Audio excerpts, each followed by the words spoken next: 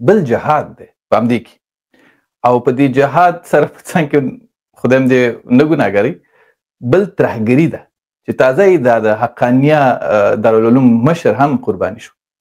دم نه مسلمان پیژني نه کافر پیژني نه پښتون پیژني نه انګریز نه نشنلین نه جماعتي نه مولا او نه امي نه طالب نه غیر طالب. دا ولې پښتنو کې روانه ده؟ نیوکه دا ده چې پښتون ملا په دین باندې د عمل اسلام او جهاد په نوم د بل لپاره ترهګري په پښتنو کې دود کړې ده. مولانا نوردین آغا تاسو یو ټول پیژنئ اکثره مینوال له ده څخه خفه دي پر د یوه انټرویو پر د یوه مرکه باندې چې له سعید شینواري سره یې کړې ده. څه یې داسې ویلي دي چې ولې له ده څخه خپل مینوال خفه دي او ډېر ورڅخه خوشحاله. راځئ د یوه مرکه یو څه کلیپ ته یو 4 منټه دا راسره وګورئ. بل جهاد دی په همدې کې او په دې جهاد سره په څنګ کې خدای دې نه ګناهګري بل ترهګري ده چې تازه یې د حقانیه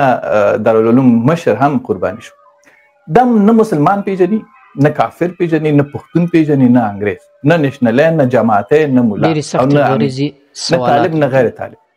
دا ولې پښتنو کې روانه ده؟ نیوکه دا ده چې پښتون ملا په دین باندې د عمل اسلام او جهاد په نوم د بل لپاره ترهګري په پښتنو کې دود کړې ده. ښه مثال یې حامد الحق دی. ځانمرګو چې نور خلک وژل ده ویل چې دا جهاد دی زما شاګردان دي. نه چې دی وژلی دی پهلوان وایي چې ترهګر راغی زموږ شیخ یې بېادبي دي ډېره معافي دوړی نو خبره داسې ده شینواري صاحب داسې پوښتنې در څه وکړله چې زما خیال که زه تا څه وکړم نو ستا چې کوم جواب وي نو بیا به زه پر هغه سوچ وکړم. خبره داسې ده چې موږ داسې یو بې باداره قوم یو داسې یو بې رهبره بې لیډره قوم یو چې په موږ کې چا هر څه کول اجازه ورته شته. که چا زموږ خور را بې عزته کوله زموږ لور را بې عزته کوله زموږ جومات یې را نړوئ زموږ سکول یې را نړوئ زموږ د سکول بچیان یې را وژل نو بس بیا پوښتنې څوک نشته. او د دنیا دا قانون دی که سړی یو ځای اور بل کړي اخر دا اور د انسان خپل وجود ته راورسیږي خپل کور ته راورسیږي. نن هغه اور دی که ما کومې خبرې پخوا کړې دي هغه اور ما تر کوره راورسېدی. بس انسان دا غواړي چې پر بل دې غم یې پر ما دې ښادي یې بیا چې کله پر ده غم راسي بیا د ده فکر خلاص چې او دا خبره خو داسې ده ما یو سوچ کړی و دا بل سوچ دی هغه مخې رالی. بس ډېرې خبرې داسې دي شینواري صاحب حضرت ابو هریره فرمایي د بخاري حدیث دی وایي زه ډېرې خبرې چې دي هغه کوم نه که ما وکړې بیا به سر د چپې خوا راکاټ کړي د ده مرۍ به مې سر راکاټ کړي نو زه څه وایم نه زموږ هم دغه فکر. صحیح هغه صاحب تاسې سکولونه یاد کړ مکتبونه مو یاد کړ. زه خبر یم چې د نرمۍ سره سره یوه بله ډېره غټه ښېګڼه هم لرئ. ماشاءالله ماشاءالله ماشاءالله لوڼې او زامن مو د دین د زده کړې تر څنګ کالجونو ته هم ځي عصري علوم حاصلوي. نور ملایان نو لوڼې هم پوهنتونو او مکتبو ته ځي خو هغوی یې پښتنو ته بیا دا شیان نه غواړي. تاسې نورو پښتنو ته تر کومه حده پورې دا شیان غواړي؟ د پښتنو څه ډول ټولنه د ارمان دی چې وی لري؟ شینواري صاحب تر ټولو مهم شی چې دی هغه د تعلیم دی. یعنې پر دنیا نور قومونه هم ډېر شته هغه قومونه ډېر مخته روان دي موږ ډېر شاته روان یو. اوس نور هېڅ یو شی نشته داسې نه دی چې دی تر موږ اصل دي دی تر موږ هوښیاران دي دی تر موږ پوهان دي. دی تعلیم ته توجه ورکړه موږ د دنیا وعیاشۍ ته توجه ورکړه موږ ولاړو د دنیا تباترین قوم جوړ سو دی ولاړو د دنیا کامیابترین قومونه جوړ سو. اوس اول زما وطن دی زه غواړم چې زما بچیان تعلیم وکړي اوس نو زما یو بچی د هغه تعلیم کوي هغه وایي زه تعلیم تر سره رسوم مال ستا خوښ یې بالکل صحیح ده خو زه په پرده کې تعلیم در څخه غواړم. هغې ما سره دا مطلب وعده کړې ده چې بالکل خوښه مې ده. نو اوس زموږ په وطن کې داسې پیښه سوله چې کوم سړی ماته د تعلیم ترغیب راکوي چې ته تعلیم ورکړه خپلو بچیانو ته هغه سړی بیا زما د بچیانو په بېعزتي او په بدنامي او په بلو خبرو پسې دی. یعنې زموږ په دې ښار کې زه در ښیم ډېر کالجان یونیورسټۍ شته ډېر وار داسې پیښه سوې ده چې دا د نجونو کالج راواخله یونیورسټۍ راواخله په دې کې علاحده د کیمرې لګولې دي په واشروم کې راواخله په کلاس کې راواخله په دغسې مطلب کمرو کې راواخله بیا سبا هغه بچي چې د هغه بلیکمیله کړې ده بیا سبا د هغه بچي کیمرا دا چې کوم تصویر دی یا ویډیو ده یا هغه یې افشا کړي دي بیا ډېره لویه ستړې جوړه کړې ده. یو طرف ته موږ لا علم قوم یو د جهالت سره مخامخ یو بل طرف ته هغه تعلیم یافته قوم دی هغه راولاړ سو زموږ سره دغه لوبه وکړله چې کوم چا به لږ څه د تعلیم اراده درلود هغه اراده هم ختم سوله یو موږ په خپله کمزوري یو دویم دا کمزوري زموږ مخ ته کښېښول سوې زه دا یقین مې دی که چیرې ماته زما د پردې زما د عزت څوک وعده راکړي وفا راکړي زه به دا خپله کوروالا کورودانه د ګیلمن په شان چې ده به ویل دا کورودانه دا به هم زه مکتب ته بیایم په دې به هم زه تعلیم حاصلوم په دې به هم زه سبق وایم خو بعد څه خبرې زموږ د وجې خرابې دي څه دغه مشرانو د وجې خرابې دي په مابینځ کې قوم چې دی هغه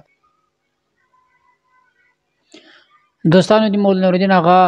یوه مرکه له شینوارې سره سوې چې 58 منټه ده په دې کې 23 منټه پرون هم ما له تاسو سره شریک کړه یوه حصه د کلیپ مې نن د سره شریک کړه روان کیسه پاته کم حصه دغه انشاءالله مکمل له تاسو سره شریک کړم پر دغه مرکه باندې ډیر اکثره مینوال له مولانا نورالدین اغا څخه خفه او ناراضه دي د خپل مریدان د خپل شاګردان او د ته وایي چې موږ له تا څخه دا توقع نه درلوده تا داسې کار وکړئ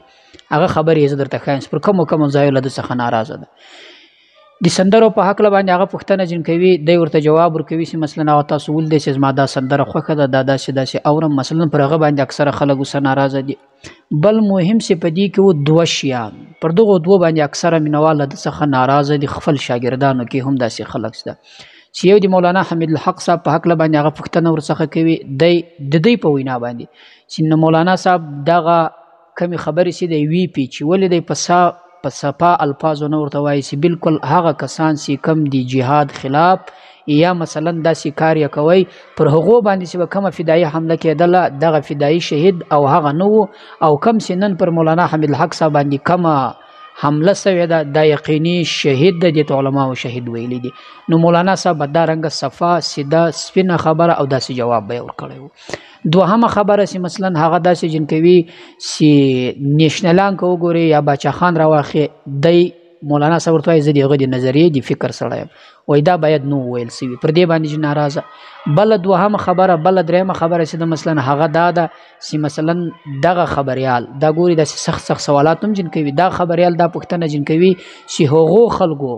باچا خان په شان دي داسې نور هغو دغه جهاد ته په افغانستان کې و دې ته فساد ویلي تاسو څه ورته وایاست ویل کېږي چې د بیا دا خبره مثلا د سره وزوله د سم صفا جواب سپینه خبره نه ده کړې او دغسې به ورته ویلي و چې په دې کې لکاو په زراو علما شهیدان سو طالبان شاګردان د مدرسو نو ځکه چې دې جهاد ته موږ جهاد وایو نه فساد ورته وایو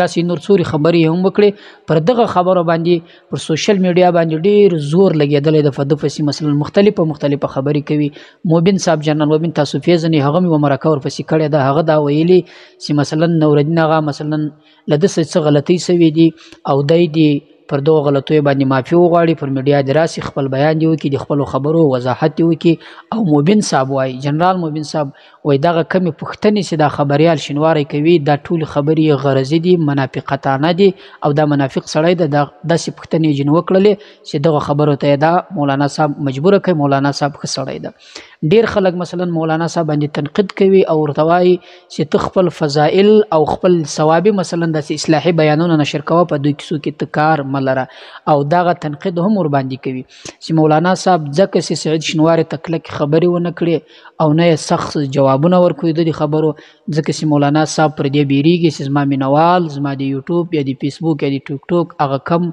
عواید چې زه ترلاسه کوم هغه کم نشي یا زما مینوال نشي کم دا د دغو خلکو په وینا باندې چې مثلا پر فیسبوک باندې پرون نابله ورځ راایسته چې د له مرکې نه بعد چلیږي والله اعلم چې حقیقت به څومره وي نو دوستانو پر روان وخت کې انشاءالله ابله مرکه د هغسې کومه حصه پاته د 22 منټه د هغه به م له تاسو سره شریکه کړم